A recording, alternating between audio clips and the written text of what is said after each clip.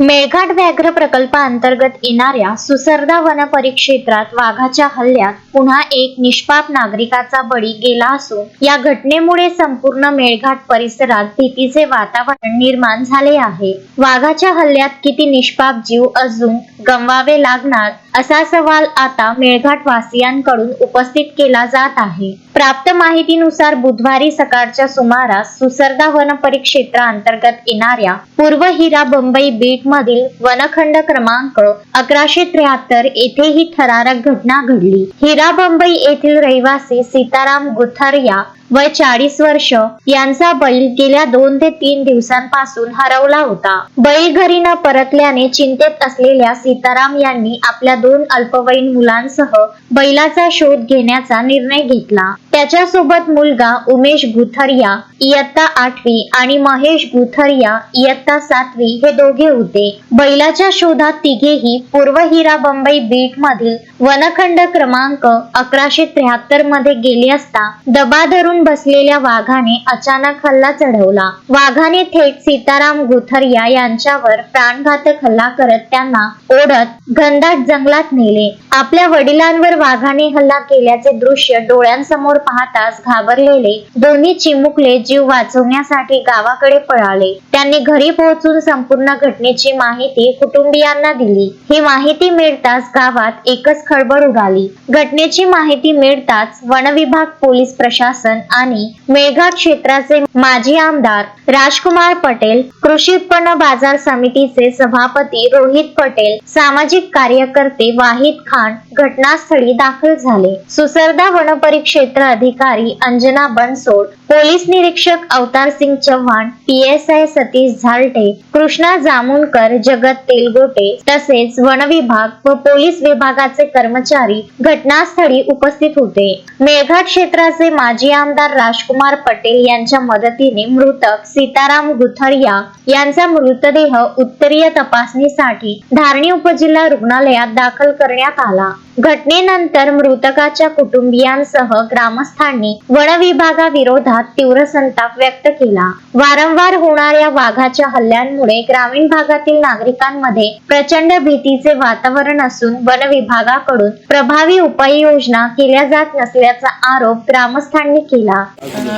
आज सुसरदा परिक्षेत्रांतर्गत पूर्व हिरा मुंबई बीट वनखंड क्रमांक 1173 मध्ये टायगर हल्ल्यामध्ये एक व्यक्तीचा मृत्यू झालेला आहे।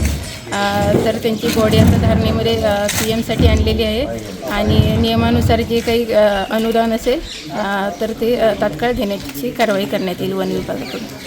मॅडम, गावकऱ्यांची मागणी आहे की वाघाला रेस्क्यू करणं, तर त्याची प्रक्रिया कधीपासून चालू होईल?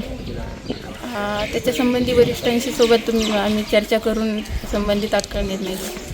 घटनेची माहिती मिळताच मेळघाट क्षेत्राचे माजी आमदार राजकुमार पटेल आणि कृषी उत्पन्न बाजार समितीचे सभापती रोहित पटेल यांनी तात्काळ घटनास्थळी धाव घेतली। वाघाच्या हल्ल्यात मृत्युमुखी पडलेल्या सीताराम गुथरिया यांचा मृतदेह पाहिल्यानंतर कुटुंबीय व ग्रामस्थांकडून वन विभागाविरोधात तीव्र रोष व्यक्त करण्यात आला। या परिस्थितीत माजी आमदार राजकुमार पटेल यांनी हस्तक्षेप करत वन विभागाच्या वरिष्ठ अधिकाऱ्यांशी दूरध्वनीवरून संपर्क साधला। मृतकाच्या कुटुंबियांना तात्काळ 25 लाख रुपयांची आर्थिक मदत व कुटुंबातील एका सदस्याला शासकीय नोकरी देण्याची मागणी त्यांनी केली। यासोबतच वाघाला तात्काळ जेरबंद करून इतरत्र ठिकाणी येण्याबाबत सांगण्यात आले। त्यांच्या मध्यस्थीमुळेच मृतदेह उत्तरीय तपासणीसाठी धारणी उपजिल्हा रुग्णालयात नेण्याची प्रक्रिया सुरळीत पार पाडली।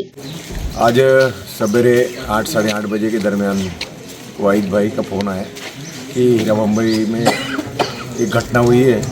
टाइगर ने एक सीताराम नाम का व्यक्ति के ऊपर अटैक किया है और जैसे खबर मिलते ही मैं और शकील भाई और रोहित हम तीनों निकले, वहाँ घटनास्थल पे गए।